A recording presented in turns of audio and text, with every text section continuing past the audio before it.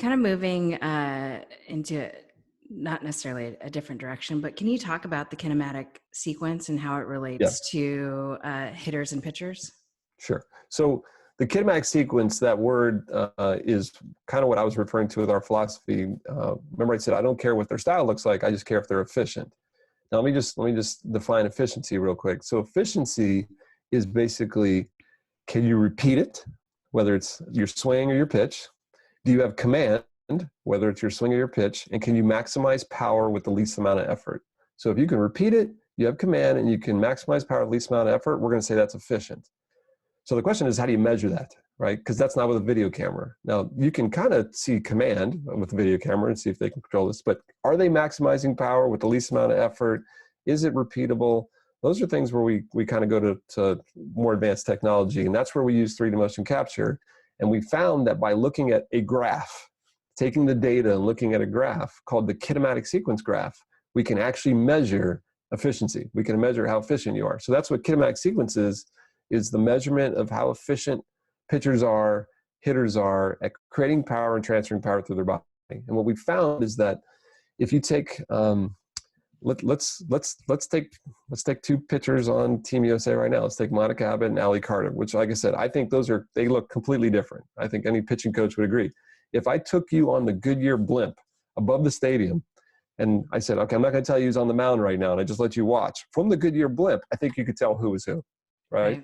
Mm-hmm. But if I showed you their kinematic sequence, which I have, if I showed you the kinematic sequence of how they generate power and how they transfer power, I don't think you can tell the difference, which is really cool. It's like they both crack the whip. Like if you get hit with the whip, it's going to hurt. They just do it different ways, right? Mm-hmm. So imagine like there's this wave of energy going through your body. You start from the ground, this ground reaction force, you push from the ground, and that ground reaction force starts this chain of energy, and it goes up through your lower body, and your lower body starts to rotate, and then the trunk starts to rotate, and then the arms start to circle, or your arms start to swing, and then the barrel starts to come through.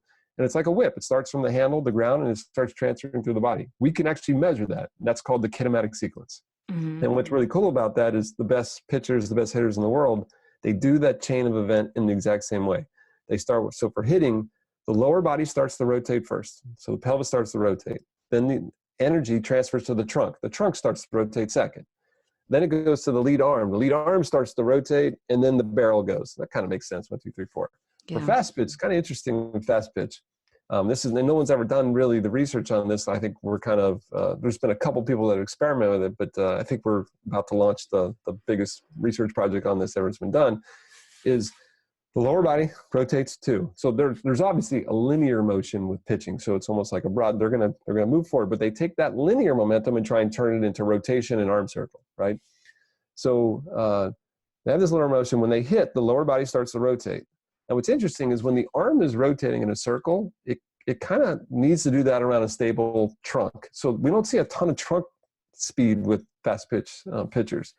We see lots of lower body speed. We see almost a stable trunk. And then what you'll see is the energy kind of goes from the upper arm's going.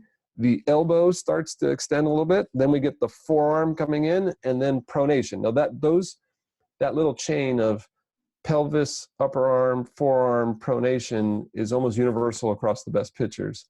Now, depending on the pitch that you're throwing, we're going to see some different sequences of what happens in the wrist, right? So, we could see, hey, you start with a flexion, or you start with what's called hinging or ulnar hinging, or you start with pronation, depending on the type of pitch they're going to throw. And those are kind of the sequences that we've been trying to lay out, like what's the right way to throw a screwball, or what's the right way to throw a rise, or what's different about how come Cat can throw a drop like that, but this player can't. And that's what's really, really interesting, is once you understand the chain of events, the energy and how it goes through, again, even if you can't measure it, now you know what to go coach, right? If that makes sense. Yeah. That's the kinematic sequence. So what makes Cat Osterman's drop ball so good? Can I tell you after the Olympics? Would that be fair? Yeah, that's fine. I get that. No, I'll tell you one thing. Obviously, they're incredible.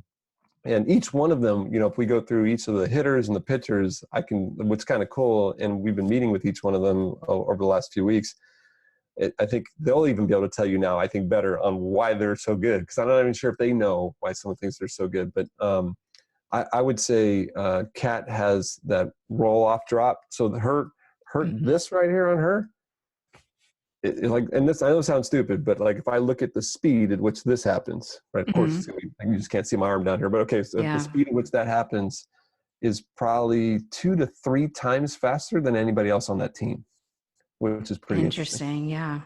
Yeah, but that could also be the technique that she uses, right? The way she does it. Yeah. Yeah, and I don't know if you have been studying men's fast pitch, but A little. men predominantly throw what's called the peel drop, which is the style of drop ball that Cat Correct. throws, which would be kind of fascinating to see kind of the degrees. Yeah, and I'll tell you, now I said our philosophy at On Base is this kinematic sequence, efficiency versus style. The other thing that I think that separates us is what we call the body hitting or the body pitching connection, and that is one of the really cool tools that we give when you come to one of our workshops. The first thing that you're going to learn is a tool that most coaches don't have right now, and that is, I can take you, I can physically screen you, right? Never watch you pitch, never watch you hit, physically screen you. And after I'm done, pretty good at predicting what your pitching or hitting is going to look like, which is a really cool skill to have. And we actually even have an app that the coaches do, and we have a little AI engine on the app. And after you're done doing the physical screen, it predicts. And it's scary how good this app is. So things like, you know, if I check your wrist extension. So Chez, what were you? Were you, what did you play? I played in, well, I graduated in 2006, and I actually played with Cat. What position? Short and second. Okay, so you didn't pitch. No. So let me see your hand like this. Okay, so that's still pretty good, right? Look, that's, you're kicking my butt right there. Wow. Okay, so look at that. So that ability right there, like if I were to measure that, like on someone like Cat or a lot of that, that's usually really good range of motion, right? But then there are some girls that we test that they're like, this is as far as I can go, right? Now, if this is as far as they can go, and you're like, hey, I can go way farther, well, then all we're going to tell you is that if I was your brain, I might not do a peel drop. You know what I mean? Because you might not be able to get your hand in the position that we want. So take that to hitting, take that anywhere. As we create a physical screen. We take our players through a screen that we know helps us predict why you do what you do. And I always say movement screening doesn't tell me what you can and can't do. Like if you can't do this, doesn't mean you can't do fast pitch. It just helps me understand why you do it that way, right? And that's one of the cool things we do with the screen is when you're done doing the screen, based on learning your movements, I can now kind of predict like, all right, you're probably going to throw your rise like this, your drop like this. When you hit your high and inside, it's going to suck, but low and away, you're pretty good. But you know, we can kind of go through and figure out exactly why you do what you do. Now, once we do that, I always tell everybody, like when we take players through a physical screen and we sit them down and we go, okay, so I'm just curious. I haven't watched you throw yet, or I haven't watched you hit yet. Do you have a problem, you know, with getting jammed inside and the inside fastball? If they're like, yeah, that's always my biggest problem. I'm like, kind of makes sense. I go, I kind of noticed that with your body, that's going to be hard for you to get into. And all of a sudden their brains start going, wait a minute. You've never seen me hit before. You've never seen me throw before. How did you know that I don't have a screwball, or that I didn't, like, I'm trying to figure out how you knew this. And you say, listen, it's pretty simple. The body kind of wants to do what it's good at. It doesn't want to try and do what it's bad at. It kind of takes the path of least resistance. And when they start seeing that there's a connection between their body and their technique, two really cool things happen on most players. Number one is they get an excuse, which is huge. Like, do not forget like how important that is. If they're like, I'm not an idiot. It's not that my body couldn't do it. Like, I just didn't realize my hip didn't rotate, and that's part of my problem. But then it leads to the second thing, which is the key to motivation, and that's hope, right? And they're like, so are you telling me, like, if I work on this, that I can actually throw a screwball? We're like, maybe. It'll definitely be easier. And that whole little chain reaction is what's really cool when they see that little body swing, body hitting connection, body pitching connection. Yeah, because I imagine when you first started working with baseball or softball, that initial skepticism in terms of like how those two pieces connected. And I'm sure there's been plenty of times where the light bulb has gone on. Do you have any I mean, stories?